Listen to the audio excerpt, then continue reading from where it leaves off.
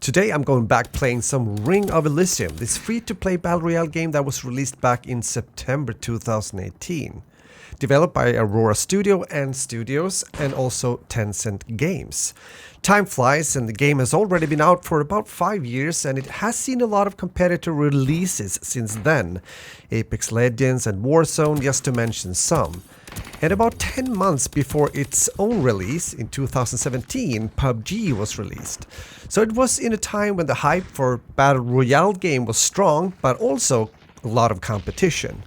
That's also why I wanted to check out how the game is doing now in 2023, or to be more precise, if Ring of Elysium is still worth your time in 2023. In order to answer that question, there's a few things that has to be checked. Playing the game is of course the main thing in order to see how it's playing now, but also to see if there's been any more content added when it comes to further development. But there is of course another more of a crucial factor when playing any shooter, and definitely a big scale battle royale game such as Ring of Elysium, and that is of course the player count. So I think we're gonna get that out of the way first. During my gameplay recording sessions and also Ring of Elysium livestream that I did recently, I did play on the European servers since I live in Sweden. When checking out the Steam charts, there's currently about 270-280 current players, peaking somewhere around 500 players or under once in a while.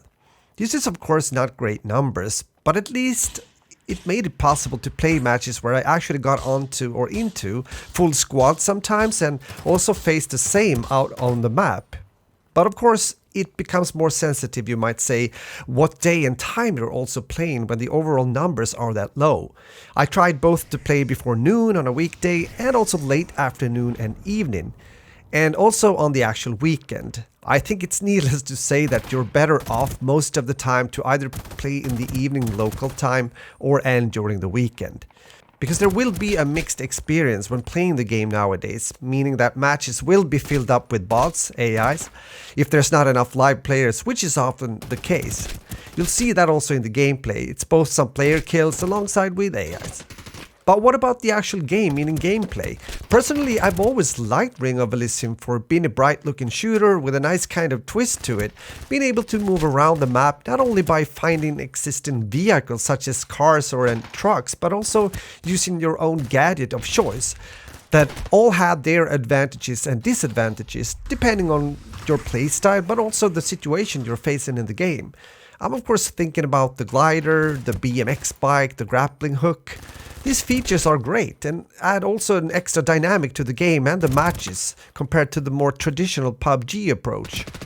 There's also the possibility to choose some tactical abilities as well. Holographic decoy, med gun, biosignal detector, stealth cloak, deployable shield, recon drone, vehicle modification kit. Well, this alongside with the choice of either a grapple hook or the glider as mentioned before can give you more kind of a personal approach to the game depending on your playstyle. If you played games such as PUBG, the menu system will be quite familiar to you.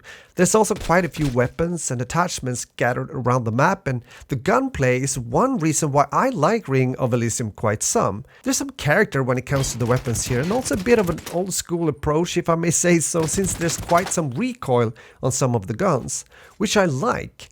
Nowadays when playing certain shooters, all guns almost feels and plays about the same, at least when it comes to lack of recoil compared to an older battle royale game such as Ring of Elysium.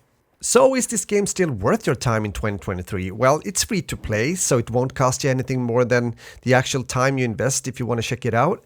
But if you don't like the idea of playing matches that includes both real players and quite some AIs, then you might be better off to stick with games such as Warzone or Apex Legends, for example, that can guarantee you lobbies filled with real players anytime you choose to play. But if you're like me, like a bit of an old school shooter and battle royale game with a little twist to it, then the game might be worth to check out now, even in 2023. Don't expect any major moves either when it comes to development with the game, since the game is what it is right now. Sure, some events in rotation, also bringing back the popular snow map Mount Dione once in a while, but besides that, more or less everything looks the same as it has been for quite some time now. So, are you playing Ring of Elysium in 2023?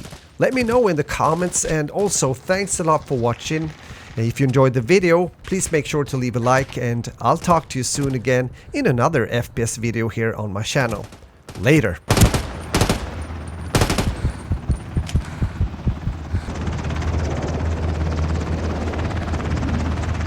can't wait any longer. All personnel on board, prepare for takeoff. I repeat, prepare for takeoff.